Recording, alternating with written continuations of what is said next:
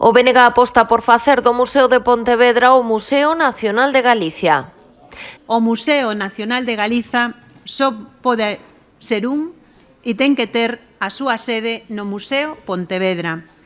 Pola súa orixe, contando entre os seus fundadores con Castelao e tamén por albergar unha parte da súa obra, polos seus abundantes fondos e coleccións, polas súas instalacións, pola súa xestión, pola súa superficie unha vez que se recuperen os edificios centrais e se rehabilite Santa Clara, pola súa integración de cidade.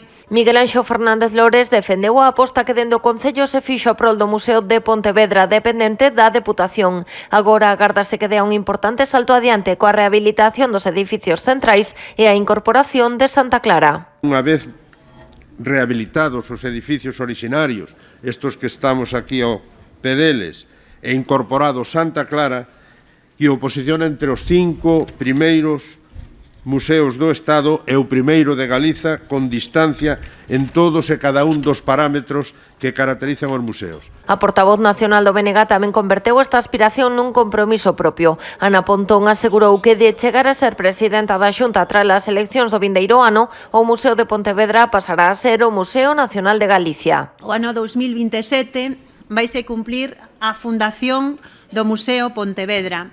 Sería unha grande oportunidade para que se declarase Museo Nacional de Galiza. Podo decirvos que se eu son presidenta, esta declaración será unha realidade. No seu programa electoral, os nacionalistas fan unha forte aposta no eido da cultura e a creatividade. Así, entre as propostas están a recuperación da Bienal de Arte, a creación dun laboratorio de creatividade no antigo Conservatorio de Música ou impulsar unha aceleradora de empresas de economía social.